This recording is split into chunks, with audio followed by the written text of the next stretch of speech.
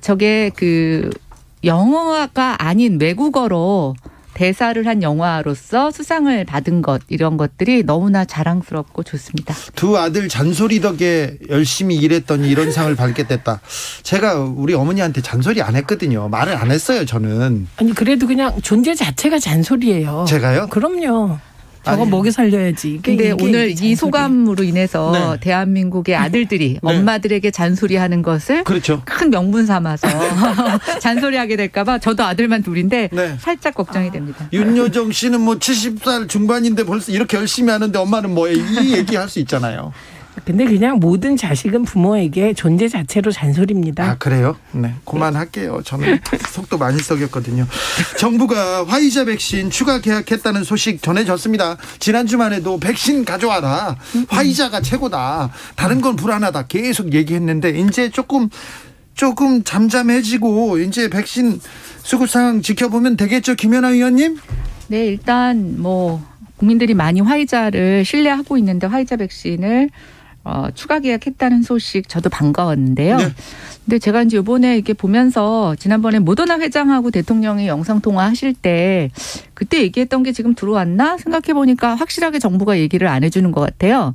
그때 계약한 게 들어왔는지. 그래서 저는 요번에 이제 계약한 게 조금 빠른 시일 내에 들어왔으면 좋겠다. 이게 예. 이제 계속 계약은 했다고 하는데 국민들이 접종을 받을 때마다 뭔가 뭐 이거는 부작용이 생기고 이거는 백신 약이 수급이 안 되고 이런 불안 문제가 있으니까 특히 최근에 확진자 수가 다시 늘어나면서 좀 걱정이 늘어나고 있잖아요. 그래서 저는 좀 이번에는 이렇게 계약한 게 차질 없이 들어왔으면 좋겠다.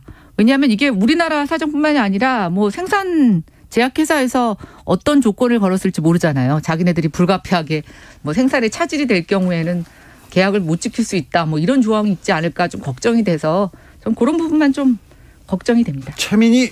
우선 야당과 언론이 걱정을 많이 했는데 뭐 정부가 그런 그 걱정에 부응해서 추가 공급 물량을 계약한 것, 이건 아주 잘한 일이라고 생각합니다. 근데 우선은 걱정하시는 일이 발생하지 않았어요. 근데 본래 걱정은 미리 하는 거잖아요. 네. 본래 정부가 4월 말까지 300만 명을 접종하겠다고 계획을 발표했거든요. 예. 근데 그 부분은 지금까지 226만 명이 맞으셨고 앞으로 4월 말까지 300만 명은 채울 것이다.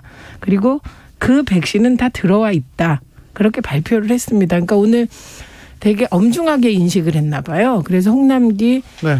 총리 대행이 강력하게 직접 얘기했더라고요. 강력하게 담화까지 했고 대통령께서도 수보회의에서 그렇게 말씀하셨더라고요. 11월까지 집단 면역의 시한을 정했는데 그때 되나 안 되나 좀 봐주시면 될 것이다. 그러니까 기다려달라 하겠다 이런 거고요.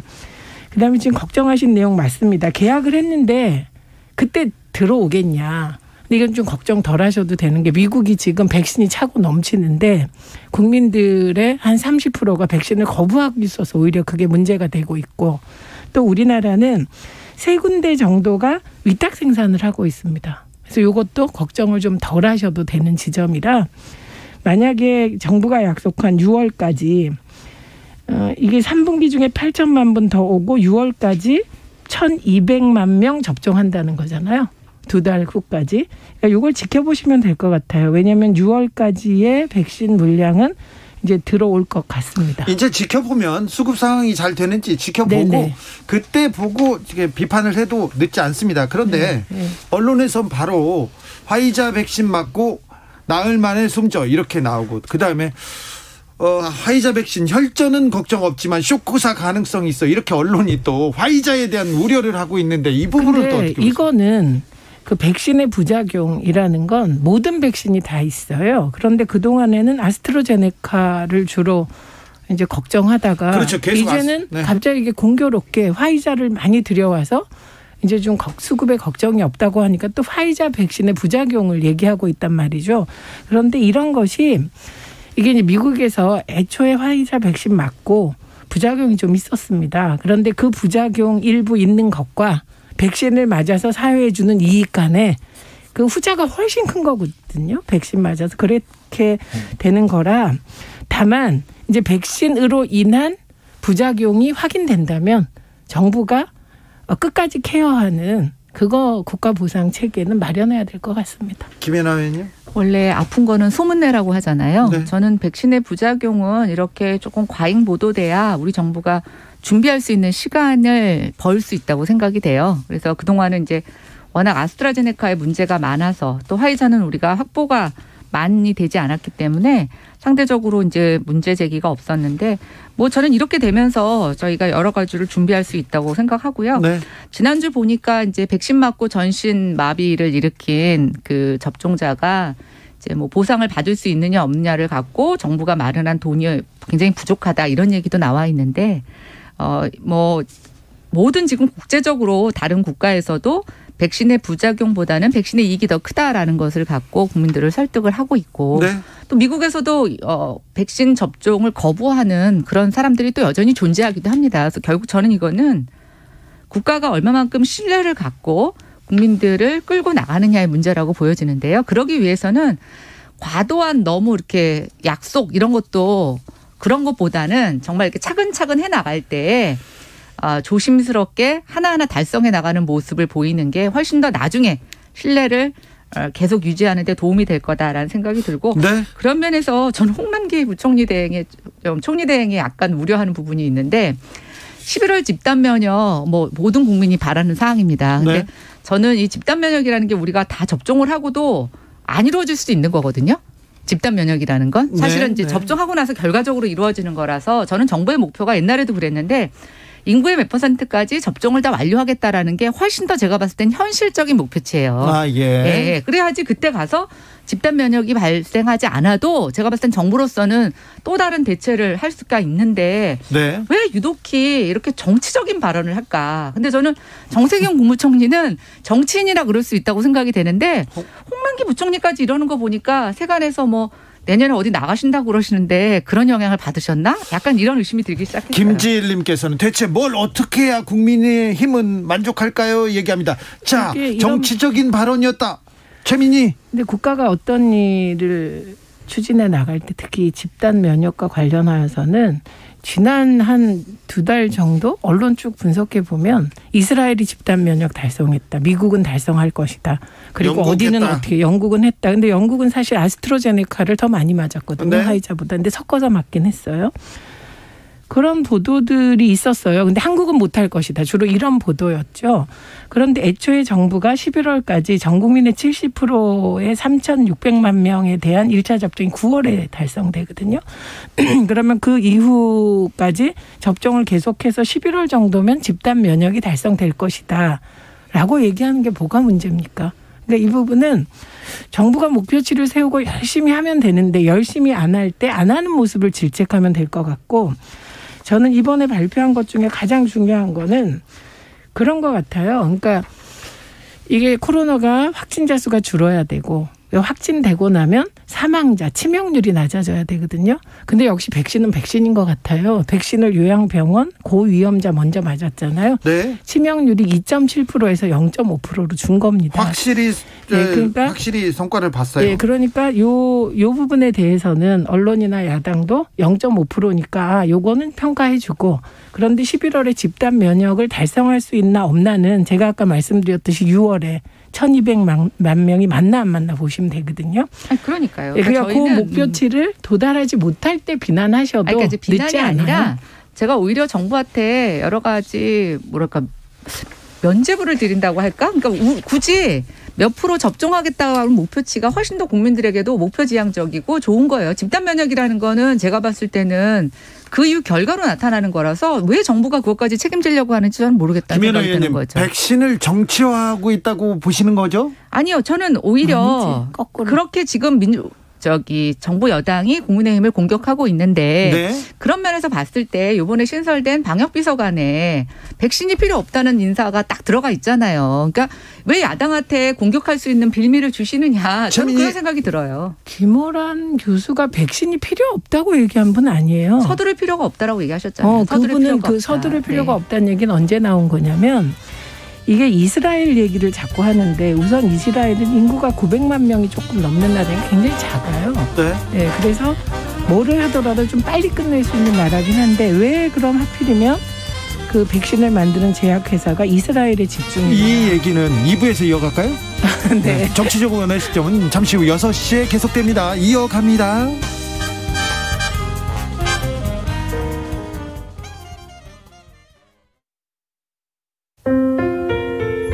코로나19는 고용 취약계층인 비정규직에 더 큰 영향을 주고 있습니다. 지난 1년 동안 비정규직 노동자 10명 중에 4명꼴로 KBS 라디오 연중기획 희망충전 대한민국 427번째 이야기. 안녕하세요. 아나운서 이연주입니다. 올해 8살이 된 태진이는 또래처럼 초등학교에 들어가지 못했습니다. 심한 지적장애 진단을 받고 치료센터에 다니고 있는 태진이. 엄마는 태진이가 치료를 받을수록 좋아지고 있다는 말을 들었습니다. 내년엔 학교에 갈 수 있을 거란 기대에 참 기뻤는데요. 코로나19가 그 기대를 빼앗아가고 말았습니다. 회사의 사정이 어려워지면서 수개월째 월급을 받지 못한 엄마는 더 이상 태진이를 치료센터에 보낼 수 없게 됐습니다. 막막한 생계 앞에서 치료를 포기할 수밖에 없는 이 현실이 엄마는 너무 가혹하게 느껴집니다. 태진이와 엄마가 이대로 무너지지 않고 앞으로 나아갈 수 있도록 여러분이 손을 잡아주세요. 코로나19 시대, 어린이의 꿈은 지켜져야 합니다. 더 나은 삶, 어린이가 안전한 대한민국을 꿈꾸는 KBS가 태진이의 사연을 대신 전달합니다. ARS 060-700-1580 060-700-1580 한 통화 3,000원으로 희망을 선물해주세요. KBS 라디오 연중기획 희망충전 대한민국은 초록우산 어린이재단, 인탑스 주식회사 그리고 청취자 여러분과 함께합니다. ARS 060-700-1580 한 통화 3,000원입니다.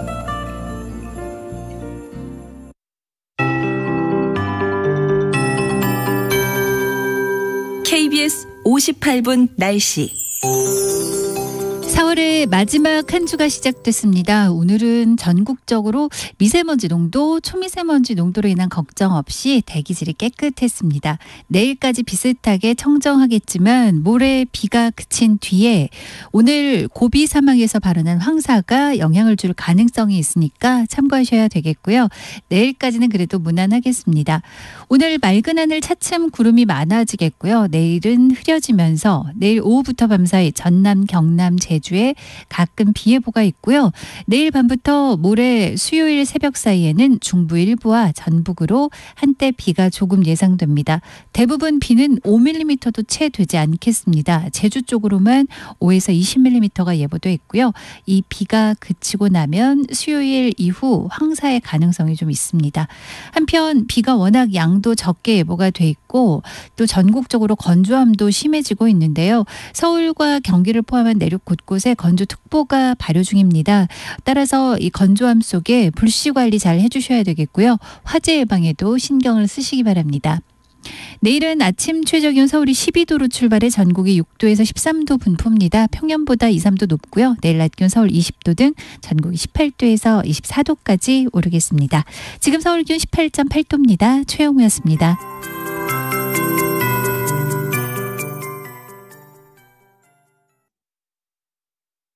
정성을 다하는 국민의 방송 KBS가 6시를 알려드립니다. AM 711kHz, FM 97.3MHz, KBS 1라디오입니다. HLKA.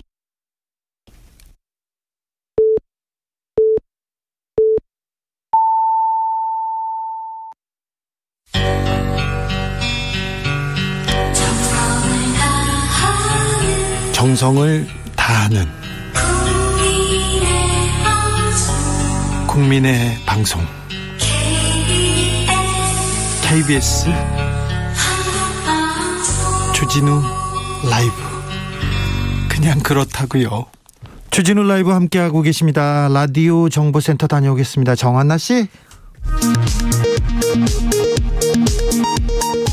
문재인 대통령은 배우 윤여정이 영화 미나리로 제93회 미국 아카데미 시상식에서 여우조연상을 받은 것에 대해 끊임없는 열정으로 다른 문화에서 살아온 분들에게까지 공감을 준 연기 인생에 경의를 표한다고 말했습니다. 국회 인사청문 특별위원회는 다음 달 3, 4일 이틀간 김부겸 국무총리 후보자에 대한 인사청문회를 개최합니다. 정은경 질병관리청장이 섬이나 도서 지역 등 신종 코로나 바이러스 감염증 진단검사를 받기 어려운 지역에 대해 제한적으로 자가검사 키트 도입을 검토 중이라고 밝혔습니다.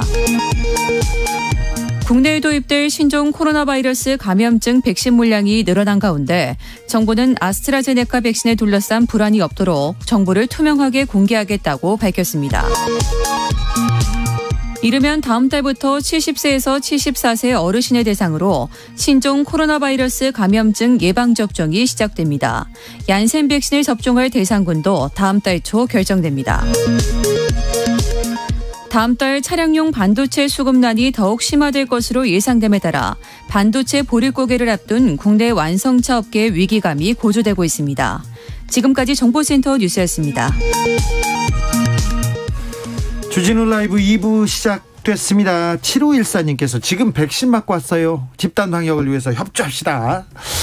6747님께서는 만약에 백신 빨리 공급받으려고 무리하게 비싼 돈 들여서 계약했으면 예산 낭비, 백신 부작용건으로 감사원 감사받고 담당 공무원들 검찰 수사 받았을 거라고 봅니다. 얘기했고요.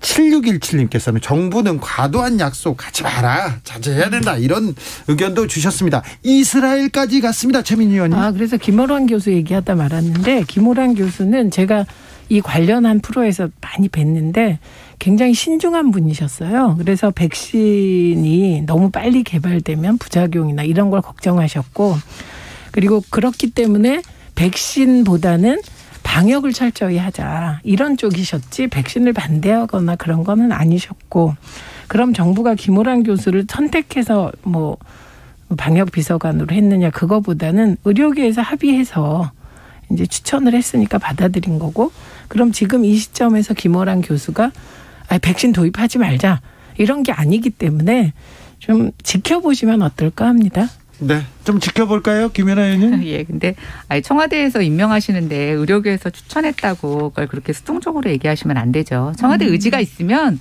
얼마든지 다른 사람으로 추천해달라고 반려할 수도 있는 거고, 또 이게 그런 거잖아요. 방역비서관이라는 게 상징적인 의미를 주는 겁니다. 국민들이 지금 백신으로 불안해하고 있으니까 그것에 어느 정도 정부가 신뢰를 준다라고 하면은, 지금 11월 집단 면역도 약속하고 하는데, 제가 아까 접종을 약속하는 게 더 현실적이지 않냐라고 하는데, 더 적극적으로 집단 방역을 이루겠다라고 약속하시는데, 방역비서관에 대해서도 뭐 그 정도 사인을 주시는 게 뭐가 문제일 거겠습니까? 아니, 저는 그럼 이재갑 교수가 좋은 것 같아요. 이재갑 교수. 그런데 누구래도 인사에 대해서는 비판이 있을 것 같고, 그리고 정부가, 저는 이제 김연아 의원님 말씀에 대체로 많이 동의를 하는데, 정부가 방역의 단계를 하나도 약속하지 않고 11월에 집단 면역하겠다, 그러면 비난을 받을 거리가 될 것 같은데 그렇지 않거든요. 단계별로 세세하게 언제까지는 몇 명 백신이 몇만 명분 들어오고 이렇게 된다고 제시했기 때문에 그 결과에 따라 11월에는 집단 면역에 도달하려고 한다. 이게 뭐가 문제인지 진짜 저는 모르겠습니다. 자, 지켜보죠. 네. 지켜보자고요. 지난주에 대통령 사면론 계속 불붙었습니다. 사면론 계속 지금 시끄러운데, 그 이후에 국민의힘 지지율이 좀 하락세가 있다고도 하고요. 어떻습니까, 당 분위기, 김연아 의원님? 네, 저는 김종인 위원장님이 이제 비대위원장을 그만두시고 밖에서 한달 동안은 당이 시끄러울 거다. 네. 당권 경쟁하느냐고 정신없을 거다라고 걱정 아닌 뭐 핀잔을 주셨는데, 그대로 흘러가는 것에 대해서 조금 안타깝습니다. 우리가 재보궐선거 승리에 조금 도취되어 있는 것이 아닌가. 그리고 정말 내부 혁신과 가야 될 길이 멀었는데 좀 안주하는 게 아닌가라는 생각이 들어서 내부에서 이걸 걱정하고 비판하는 목소리도 많이 있습니다. 사면론, 여기엔 또 할 말 많으시죠? 우선 저는 사면은 뭐 얘기할 수 있다고 생각합니다. 근데 이 사면을 주호영 대표가 이건 뭐 우리 당의 입장이 아니다, 이렇게 얘기하시면 좀 곤란한 게, 오세훈, 박형준 두 분이 사실은 국민의힘을 구한 거죠. 어떻게 보면. 서울시장, 부산시장이 되신 분이니까 이분들이 대통령과 면담에서 얘기했기 때문에 이건 똑같이 이낙연 대표가 사면을 얘기했을 때 아무 조율 없이 했겠냐. 이런 얘기를 할 수 있는 상황이에요. 그래서 뭐 그건 대통령께서 판단하실 일이라 뭐 사면은 얘기할 수 있죠. 왜냐하면 오세훈 시장이나 박형준 시장이 다 MB계잖아요. 네. 그러니까 MB 사면 얘기할 수 있습니다. 근데 중요한 건 서병수 오선 의원이 얘기한 박근혜 탄핵 부정 발언이었다고 생각해요. 네. 그거는 탄핵은 이미 헌법적 절차가 다 끝났는데 뭐 박근혜 전 대통령이 뭘 잘못했냐 부당하다 이렇게 얘기하니까 이 두 개가 맞물려서 저게 속마음 아니야?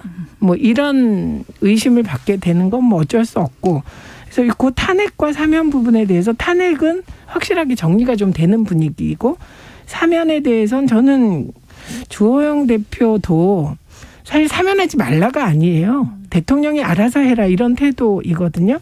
그런데 나머지 대표 경선에 나온 분들은 그리고 원내대표 나올 만한 분들은 다 사면 얘기하고 있기 때문에 이거는 주호영 대표의 이건 당의 입장이 아니다.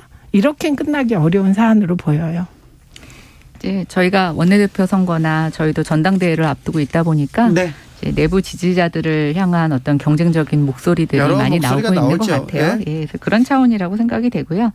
아까 이제 뭐 최재원 의원님 잘 지적하셨지만 사면론과 탄핵을 부정하는 것은 좀 분명히 갈라서 봐야 되는 문제라고 생각하고 네. 사면론은 뭐 저희 당 입장에서는 이게 이제 최장 기간 두 분 다 계시니까 네. 뭐 그런 부분에 있어서 인간적으로 충분히 할 수 있는 문제라고 생각되는데 계속 대통령께서 어떤 국민의 의사를 보고 시기를 조율하시겠다고 하니까 이젠 저는 뭐 야당이 어떻게 할 수 있는 상황은 아닌 것 같아요. 대통령께서 결정하실 사항이라고 보여집니다. 자, 다음 얘기로 넘어가겠습니다. 그동안 저희가 부동산 얘기 많이 했습니다. 주식 얘기도 조금 했는데요. 지금 관심사는 코인으로 가 있는 것 같아요. 암호화폐. 자, 은성수 금융위원장한테 또 2030 세대가 잔뜩 화가 난 것도 같고요. 지금 코인을 두고 벌어지는 현상 어떻게 보십니까? 우선 은성수 위원장 말씀하시는 걸 제가 보니까 정말 이 표현이 죄송한데 약간 금융 꼰대 같은 그런 느낌이 들었습니다. 근데 미국의 연준에서도 그랬고 미국 재무부 장관도 이거 암호화폐에 대해서는 경고를 세게 날렸거든요. 그게 이거예요. 경고하는 발언하고 꼰대 같은 발언 다른 거죠. 네. 그러니까 예를 들면 이번에 비트코인 가격이 급락한 게 그럼 은성수 위원장 발언 때문이냐? 아니죠. 아니죠. 그건 미국발이에요. 네, 미국에서 전세계적으로. 루머가 몇 개 돌았어요. 근데 첫 번째 루머가 지금 이제 암호화폐에 대해서 미국은 소득세를 부과합니다. 근데 그게 지금 30%까지인데 80%로 올린다더라. 이 소문만큼 강력하게 비트코인을 하락시킬 소문이 있겠습니까? 네. 그거에다가 일부 비트코인 참여자 중에 작전 세력이 있다더라. 네. 뭐 이런 류의 얘기 색출하겠다고 했고요. 네, 그러니까 이제 퇴출시키겠다. 수사 들어가겠다 이거예요. 네. 그래서 폭락을 했는데 하필이면 그 시기에 은성수 위원장이 만약에 발언을 하실 때 투기 세력이 들어갈 수 있고 작전 세력이 개입해도 정부가 개입할 수 있는 여지가 적기 때문에 신중하라. 이 정도 얘기했는데 이렇게 무리를 빚을까요? 그럴 것 같진 않아요. 그래서 저는 약간 기존 금융 관료들 쭉 금융 기득권 세력의 약간 꼰대 같은 마인드가 들킨 게 그게 20, 30대의 분노를 자아낸 것 같고. 잘못된 길을 가고 있으면 어른들이 가르쳐줘야 된다. 가르쳐야 된다. 사실 비트코인 저보다 제 딸이 훨씬 잘 알거든요. 네. 네, 그래서 그런 게 있고. 그러나 이것과는 별개로. 네. 그러니까 비트코인 자체와 가상화폐에 대한 화폐 가치와 그것의 순기능이 있는지 여부는 저는 오히려 한국은행에서도 보니까 연구를 계속 해왔고요. 그리고 이게 핵심적인 건 JP모건 등 정말 세계 경제를 쥐락펴락하는 그분들이 모여서 블록체인을 국제적인 금융거래 내지는 상품거래에 도입하겠다. 이러고 있는 와중이거든요. 최민희 의원님 암호화폐 잘 아시네요. 공부하셨는데요. 아니 저 우리 딸이 하기 때문에 우리 딸이 뭐 충격받을까 봐 공부를 하고 있습니다. 암호화폐를 해요 따님은? 네 합니다. 대학생이에요. 김연아 의원님 어떻게 보셨어요? 저는 이제 저희 아이가 이걸 안 하는데 주변에서 친구들이 너무 많이 한다고 고민을 하더라고요. 나만 안 하는 게 아닐까. 그렇습니다. 네, 나만 안 하면 나만 상실감, 박탈감 이런 거 그런데다가 이게 이제 이걸로 해서 손해본 친구들은 드러나지 않고 네. 돈을 번 친구들만 또 소문이 자자한 거예요. 대박이라고 100배 올랐다, 그러니까요. 200배. 예. 이런 기사가 너무 좀 뭐라고 해야 돼? 여론을 좀 흔들고 아니 뭐 있어요. 자극적이기도 하고 또 젊은 친구들에게 혹하는 그렇죠. 그런 걸 제공하고 있는데 제가 이 기저에서 좀 발견한 청년들의 마음을 요번에 보고 충격을 먹었어요. 예. 제일 미련한 게 열심히 일해서 돈 버는 거랍니다. 이 노동의 가치, 열심히 일하고 성실하게 일하는 사람만 손해보는 것 같은 이거 굉장히 위험한 건데. 이미 세상이 제가 봤을 때는 그 노동의 가치보다는 자본이 돈을 버는 세상으로 이미 좀 많이 넘어가고 있어서 우리가 이 부분에 대해서 뭔가 좀 근본적인 것들을 고민하지 않고 계속 노동의 가치가 소중하다 말로만 해봤자 네. 저는 이거를 좀 바꿀 수가 없는데 사실 우리가 암호화폐 관련해서 3, 4년 전에서부터도 계속 얘기가 있었죠. 네. 그래서 저는 아까 금융꼰대라는 의원님 말에 전적으로 한 표. 네. 그러니까 오히려 진짜 그냥 은행 관리자 입장에서 은행에선 이걸 다 지금 투기적으로 봐요. 네. 은행 관료자들은. 네. 그래서 진짜 그냥 은행 관료자 같은 입장에서 한 것이지 그걸 조금 더 벗어난 전체 대한민국의 금융 시스템이라든가 이런 것에 대한 관점은 없었다라는 생각이 들고 저는 이제부터라도 우리가 이걸 논의의 테이블로 끌어내야 된다고 생각을 해요. 네. 네, 그리고 그러니까 안타까운 게 국회에 계셔야 그렇게 하는데 지금 국회의원들이 할 일이 은성수 위원장 비판하잖아요. 그거는 우리가 평론하면서 할 수 있어요. 그 자리를 마련하고 도대체 비트코인의 열풍이 왜 일어났나부터 지금 테슬라가 자기 전기 자동차를 비트코인으로 거래하겠다는 거잖아요. 그래서 지금 예, 그리고 스타벅스가 우리 거래하겠다. 근데 이분들이 그게 더 좋아요. 왜냐하면 신용카드나 등등으로 만약에 차를 팔거나 커피를 팔잖아요. 그 돈이 본사에 도달하는데 그 몇 단계를 거치면 그게 거의 4, 5일 걸리거든요. 비트코인은 얼마 걸리겠어요. 그게 진품인지 가짜만 확인하고 들어오니까 몇 시간이거든요. 이렇게 바뀌고 있는 거예요. 교환 가치를 인정해 버리면서 문제가 심각하죠. 사실은. 이게 우리나라는 아직 이게 젊은이들이 잘못된 길로 가는데 우리 가르쳐줘야지. 그럴 땐 이렇게 얘기하는데 세계는 이렇게 가고 있다는 거죠. 제시 리버님께서 은성수는 제발 20대들 상실감을 알고 얘기하라 이렇게 얘기했고요. 바람님께서는 어른 말을 들어야 자다가도 떡 얻어먹는다 얘기하는 분도 있습니다. 4357님께서는 일론 머스크가 비트코인 팔았다 하면 낭떠러지야 낭떠러지. 비트코인 그렇지. 일론 머스크 손에 달려있어. 테슬라하고 이게 비트코인하고 같이 가잖아요. 이것도 좀 불안하기도 하고 이게 안정감을 준다는 사람도 있습니다. 임종호님께서는 은성수 위원장 할 말 했다. 나중에 집안 풍비박산 나고 정부 원망할 거잖아. 분명 그럴 거잖아. 얘기합니다. 그건 맞습니다. 그건 무슨 말이냐면 이런 거예요. 그러면 부동산 투기해서 실패해서 난리 난 사람 없냐? 있어요. 네. 주식? 똑같은 현상이 나타납니다. 그런데 유독 이 가상화폐 세계에 대해서만 그런 태도로 가는 건 안 좋죠. 그리고 여기서 아까 말씀하셨듯이 이게 맞는지 모르겠지만 적어도 금융위원장이 20, 30대 비트코인 열풍에 대해서 그 현상을 분석하고 그러고 나서 말씀을 하셨나? 그렇게 안 보이고 과거의 생각 가지고 이 시장을 보고 즉자적으로 얘기를 하시는 거 이건 좀 아니지 않을까요? 7925님께서 비트코인이라 노래방 이름으로 딱 좋은데요. 이렇게 얘기하는 분도 있습니다. 노래방 이름으로 좋답니다. 지금 노래방 가면 이거 조심하셔야 됩니다. 코인 노래방이 네. 있어서요. 자, 대선주자들 지금 어떻게 지내시는지 좀 궁금한 사람들이 있어요. 그래서 좀 정치인들 어떻게 움직이는지 물어보겠습니다. 나경원 전 의원 당대표 출마설 계속 나오던데 어떻습니까? 예, 준비하고 계시는 걸로 소식이 전해지고 준비하세요? 있습니다. 네.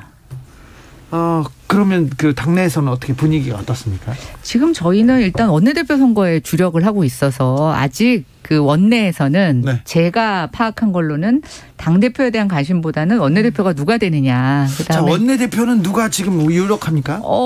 이런 얘기 잘못하면 큰일 나죠. 네 분이서 지금 막상막하라고 얘기를 해야죠. 그래요? 네. 근데 이제 원내대표가 예를 들어서 지역적으로 어디를 대표하느냐에 따라서 당대표 간에 뭐 균형 문제도 나오고 있기 때문에 저희의 당대표는 일단 원내대표 결정이 좀 크나큰 변수가 될 것 같습니다. 국민의힘에서 재보궐선거 압승했습니다. 그래도 국민의힘 차기 대선 주자는 지금 떠오르고 있지는 않는 것 같아요. 김종인 전 비대위원장이 각광을 좀 받고 오세훈 서울시장 뭐 다시 주목받는 거는 같습니다만 또 다른 사람들도 보입니까? 전 또 오세훈 시장하고 김종인 위원장님이 각광받는다는 소리는 여기 와서 처음 듣는데요. 지금 그렇잖아요. 지지율이 아니 약간씩. 뭐 김종인 위원장님은 킹메이커로서 뭐 굉장히 그 역할에 주목받고 있으시는 건 맞는 것 같고요. 예. 오세훈 시장은 제가 봤을 때는 아직까지는 이제 내년 재선에 재선으로 갈 것이다. 성공하셔서 왜냐하면 지금 서울시가 뭐 1년짜리 시장에 할 수 있는 게 아무것도 없는데 또 대통령에 도전하신다? 글쎄 저는 뭐 별로 그렇게 바람직한 거라고 생각하지 않는데 어쨌든 뭐 그거는 그냥 시중에 나오는 얘기고 아직 어떤 내용도 안에서 확인된 거는 없습니다. 어떻게 보세요? 야권은 구도가 중요하겠죠. 구도를 어떻게 잡느냐. 네. 제3지대에 당이 생기느냐. 윤석열 전 총장이 결합하느냐. 뭐 이게 더 중요한 상황으로 보입니다. 네. 계속 그러면 윤석열 전 총장은 안 움직이고 관망하고 있는 것 같아요? 그러니까 몸값을 최대한 올릴 수 있는 시점이 언제일까? 네. 결국은 국민의힘이 이제 흐름을 쭉 보지 않겠습니까? 네. 그래서 국민의힘의 지지율이 어떻게 되느냐에 따라 그리고 국민의힘이 당대표나 원내대표 선거 결과 도로 새누리당으로 가냐 안 가냐 이런 걸 면밀히 보고 있겠죠. 자, 민주당 후보 쪽으로 와보겠습니다. 이재명, 이낙연, 정세균 그리고 이분들은 어떻게 움직이고 있어요? 일단 이재명 지사는 경기도정을 행정적으로 잘 관리하면서 새로운 아젠다를 계속 던지고 있죠. 기본주택 뭐 등등에 이어서 오늘은 재산비례범칙금, 네. 벌금 그 얘기하지 않았습니까? 그래서 공정 벌금을 또 들고 나왔어요. 그러니까 저렇게 아젠다를 계속 이제 던지고 있고 이낙연 전 대표는 이제 자맹하면서 이렇게 바닥표를 다지고 있는 것으로 보이고 정세균 전 총리는 역시 지금 지역을 한 바퀴 돌았다는 거 아닙니까? 네. 움직이고 있고 그리고 그 외에 뭐 임종석, 이광재, 추미애 등등의 분들이 지금 존재감을 보이려고 하죠. 출마를 저울질하고 있는 상황으로 보입니다. 어떻게 보십니까, 김연아 의원님? 저는 대선도 역시 구도가 중요할 것 같아요. 그래서 뭐 정권 심판론이 정말 큰 바람을 일으킨다라고 하면은 뭐 인물보다는 저는 그 구도에 의해서 승패가 결정될 거라고 보고 있고요. 이번 4.7 재보궐선거 사실은 네.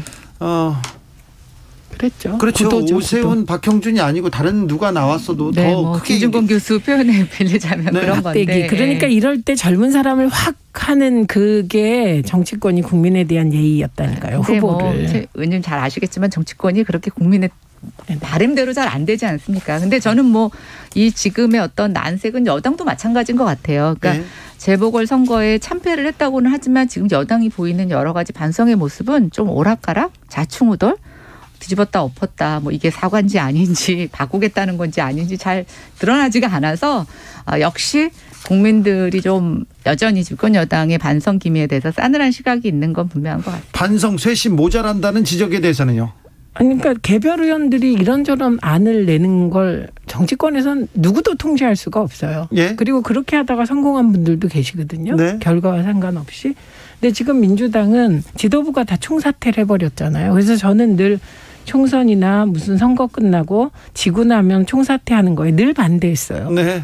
질서 있게 참패의 원인이라도 분석하고 떠나야 되는데 그냥 떠나버려요. 그러니까 지금 반대를 한 주체가 형성되지 않은 거죠. 그래서